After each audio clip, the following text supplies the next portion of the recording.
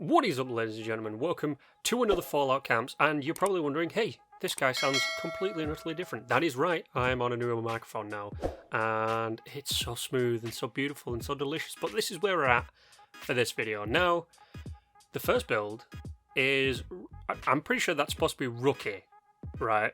That's Rookie Forevers, and I like this camp. It was an interesting thing to stumble across, because I spawned in getting ready to record all of this stuff, and by the way, I must apologise that the video is late, I do know. However, I am now on full-on Ethernet cable mode. I'm no longer Wi-Fi, so you know everything that happens when you've got to order something. You order it the day before, one day delivery, you're like, right, okay, let's hope it turns up by 11, 4 o'clock in the afternoon, it turns up, so you're like, right, okay. But yeah, I did like this build. Now, this part I didn't like, the fact that I could actually just walk straight right under it was like a nutty no-no. If you're going to build something that's on a slope, try and find a way to build it in a way that you don't leave big gaps like that. So that was a bit weird that it was just built in this thing, but it was there as soon as I spawned in to record this episode. Now, obviously, my biggest pet peeve, wasted space. However, I do like the crafting area. However, there's a lot of howevers in this episode so far, but putting them in line is what I would...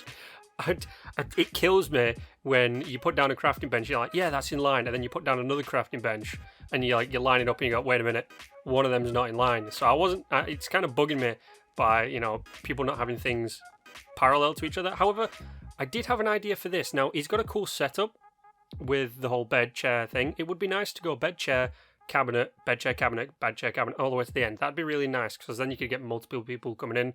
And then, of course, the new Vault Boy thing with the give me a hug and all the lights and all that kind of stuff. So there is a lot of wasted space. And the turret thing sticking on the side, I did kind of like that. I like people when they build walkways for turrets that they don't put the barriers on them, the defense barriers, because it's not a balcony, it's a defense kind of... well, it is a balcony, but it's more of a defense balcony than a pretty balcony, if you get what I mean. So it's nice to see just this kind of stuff. But the prices as well. I dig the prices, man. You've got some groovy prices, Rookie Forever. I mean, you know, you've gone dirt cheap. Most people would either try and ramp them up by maybe half the caps or the full price of the actual thing. So they'd try and add that onto the original price, or they will just go like 25 caps lower. So you've actually gone pretty decent on your prices. So I'm digging those groovy prices, man. But yeah, a lot of the things that you had, and I'm guessing it's because of the position it was placed. I sound like I'm talking to the guy directly, but I'm pretty sure it's due to the fact that he was positioned right behind the Overseer's camp to try and sell stuff to new players and stuff.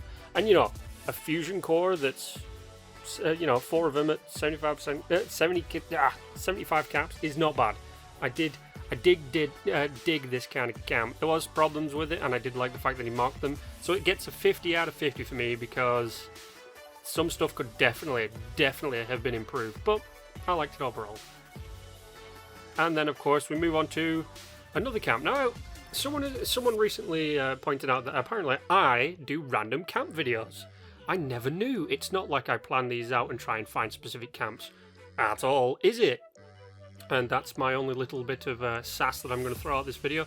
But I'm up here in the Ash Heap, and I'm finally remembering the names of these places. I get the Ash Heap and the Toxic Valley completely and utterly wrong most of the time. And that guy does not own the camp, by the way, I don't think. But I did like what he did right here with the whole camp thing. It would have been better if there was a little kind of veranda, kind of flat roof going off that angled roof to protect you from things like rain and stuff.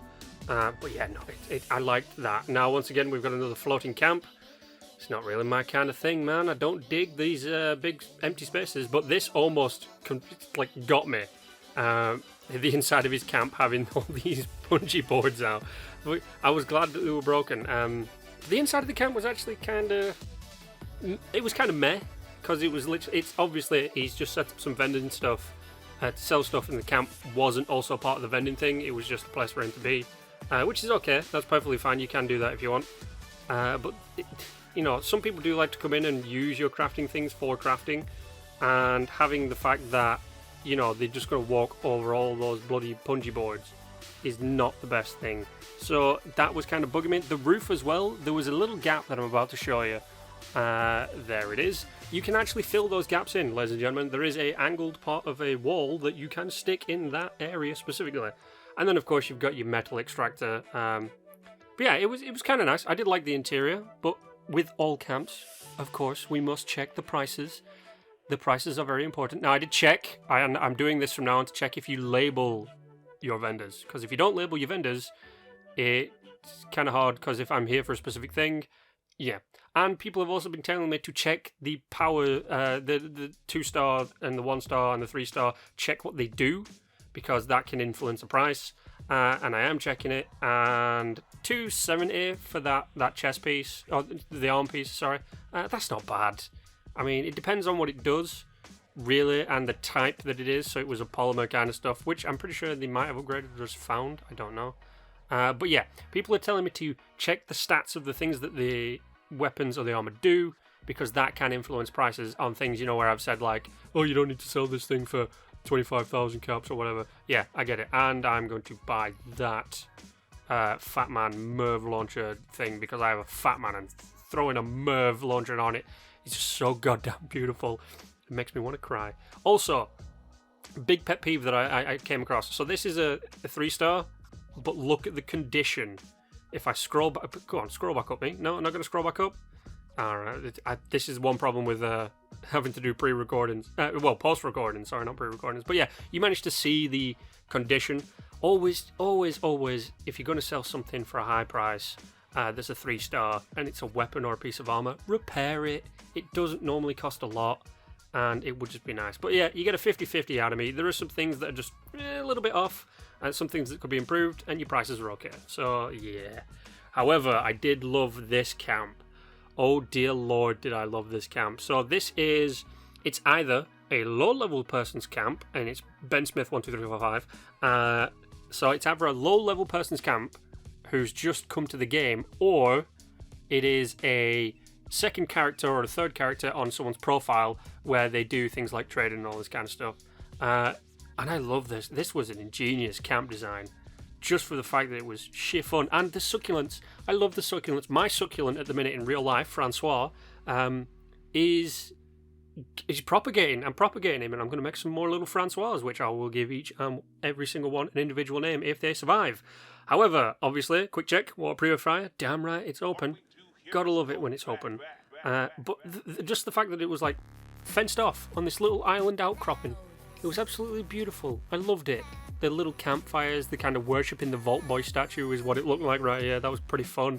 The garden was on a nice bit of flat ground, so I was happy with that. And then I'm pretty sure this is, yes, the bar. Oh, I love this bar. There needs to be a longer version of that bar, because for 700 caps for that entire set, 700 atoms for that entire set, there's no light as well, which was kind of a shame. There should be a light in there.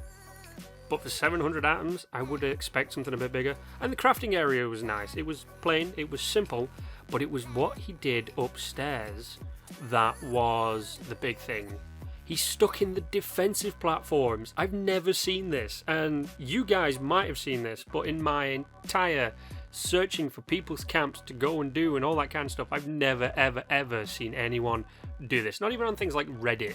I've never seen anyone build a tower and then stick in these defense posts. So I really, really loved just the little ingenious kind of ways that this guy put in. Like, it just makes me speechless. There you go. But obviously, and there's the Mothman statue, we must check out the vending machine prices. And Ben Smith, which I'm guessing is the cousin and or brother of John Smith, aka the Doctor, it got some pretty decent prices. Now, I'm thinking because low level, it's literally just whatever he can pick up is what he sells, if you catch my drift. So obviously everything's pretty basic, but the conditions were a decent condition. The prices were definitely beautiful. I mean, come on, look, an assault gas mask for 50 credits, for 50 caps. I see people selling for like 300. So this guy is just, he's right on the money. Now, there are some things that could be fixed, which would make the prices a little bit better. But then again, you know, halving things like a super stim pack, 60 caps, that's not bad. I will be buying that blood pack, and I will also buy the tick blood, which is a little bit further down because I use it to make blood packs, so I can make stim packs and give them to you guys in little goodie bags, because you absolutely bloody deserve it, you beautiful bastards. And of course, we've just got one last little place left to check. There was no markings on what was selling from what I could tell, which was a shame. I do like it when you mark stuff down, but you can normally tell what's going to be in this. Like, it's not just a thing of everything, it's just notes and junk and a little bit of extra. It's kind of like a scrap place to sell, just sell your shit. But yeah, this was a well and truly thought through camp. I really did love it. So this one obviously gets a thumbs up from me. The friends welcome sign was not needed, but the design was just beautiful, and the execution was muy caliente. It was just absolutely nice. And then we have a final camp, which, not gonna lie to you, I'm just gonna spoil my entire thing for you. Suffered Auto Boule, or whatever that name is. I suffered the blancmange. There we go. He's called Suffer the Blancmange now. This was pathetic. This was absolutely disgusting. I wanted to verbally, mentally, and legitimately throw up after seeing this camp. That might have been something I ate though. But it's just bag of wank. Now, he turned up before I started recording, and I'm guessing it was to set down the prices in that vending machine right there.